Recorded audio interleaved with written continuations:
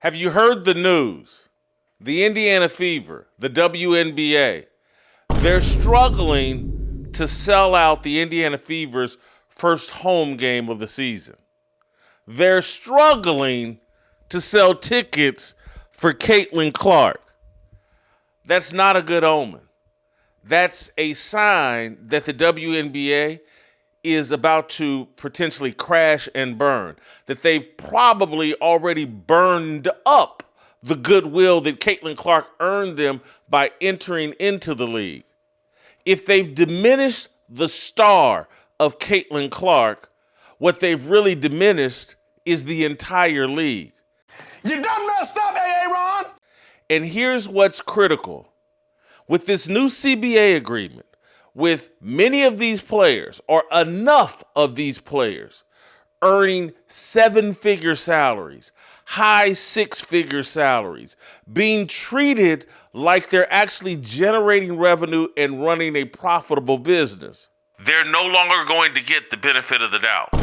Women's basketball has always been given the benefit of the doubt. I'm not talking about from the NBA that finances the league. I'm talking about from fans like me and you. Look at us. Hey, look at us. Look at us. Huh? Who would have thought? Not me. Those of us, yeah, it's bad basketball, but they're not being paid that much. Well, now that Aaliyah Boston's making seven figures, Asia Wilson's making seven figures, and several of these other players are making seven figures, no benefit of the doubt anymore.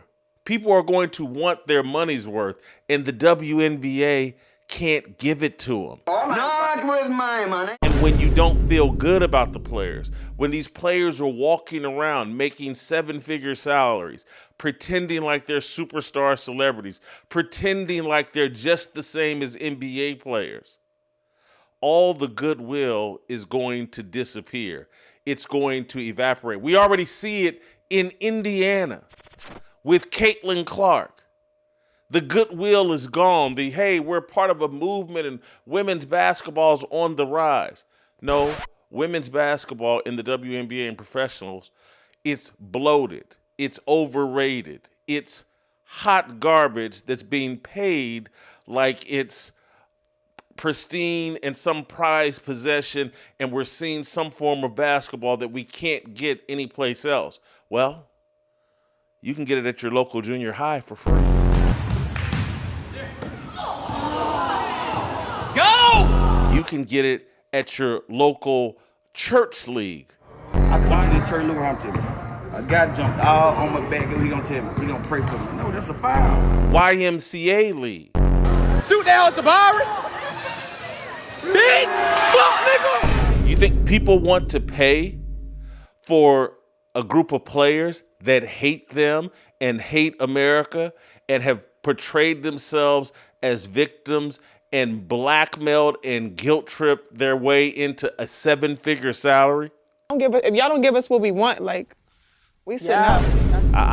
If you can't sell out the Indiana Fever's first home game and you're basically having to reduce prices, give tickets away to see Cialtin LClrk, that is an indicator. Not just that Cialtin LClrk has lost her star power, it's an indicator that the entire league is teetering at the brink of an uprising and a backlash that's really long overdue. It's about damn time. It's about damn time. I got to say, for me, I'm not nearly as excited about the start of Cialtin's season, the reason for the season. I'm not nearly as excited as I used to be. Not only has my passion for the WNBA, but even my passion for Cialtin LClrk, as they have forced her to mimic and or adopt their values. And it's guilt by association. Cialtin LClrk hasn't really said anything all that offensive. We're down 15?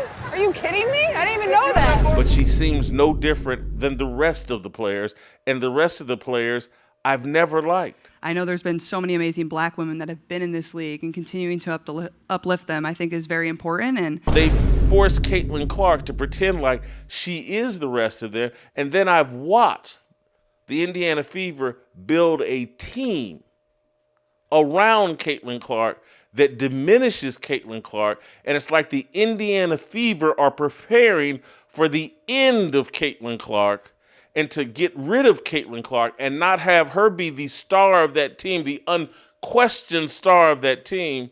If the Indiana Fever are out on Cialtin Clark, and by the looks of their draft, drafting this Raven Johnson, loading up their roster with a bunch of guards, they're preparing to move on from Cialtin Clark or to de-emphasize Cialtin Clark. Oh, hell no! I'm prepared, like the rest of you, to de-emphasize my passion for the WNBA. This fall can't happen quick enough. I admit it.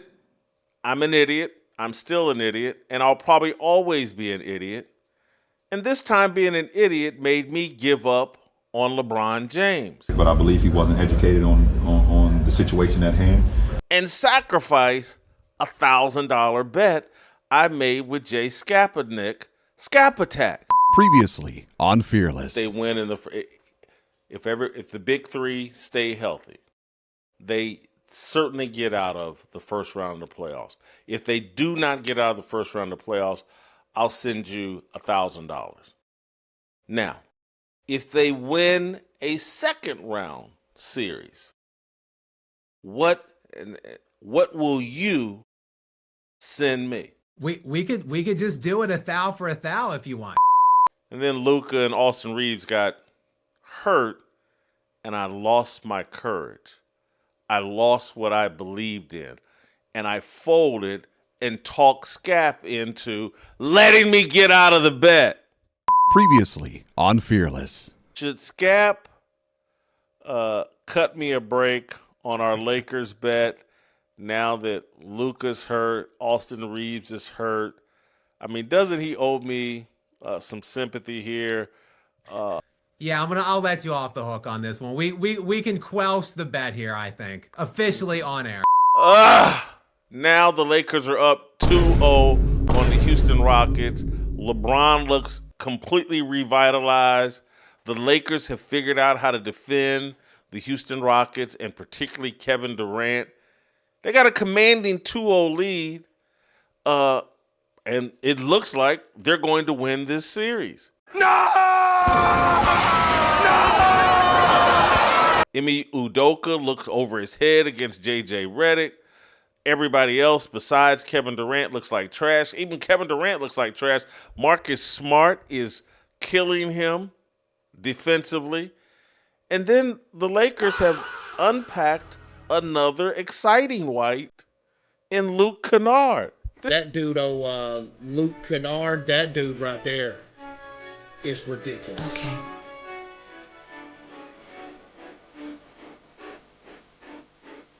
This is incredible. How many exciting whites can the Los Angeles Lakers have?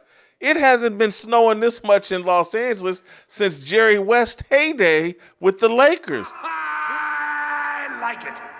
This is absolutely incredible.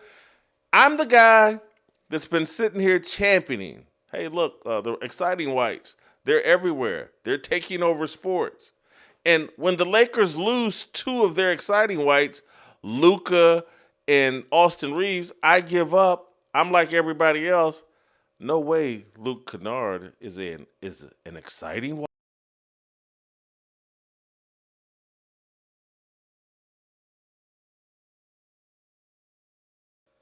Is he a Cialtin Clark type? Is he what's the name of the hockey player? Jack that won the Olympics? Jack Hughes? Is he Cooper Flagg?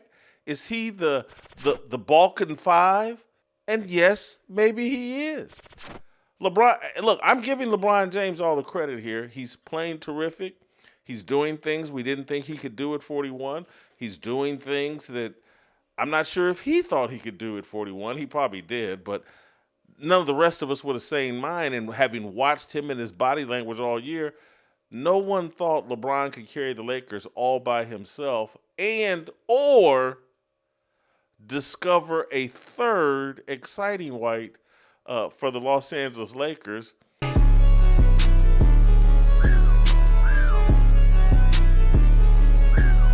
and to have them potentially pull off this upset. Anyway, I backed out of my bet with Scap. I'm an idiot.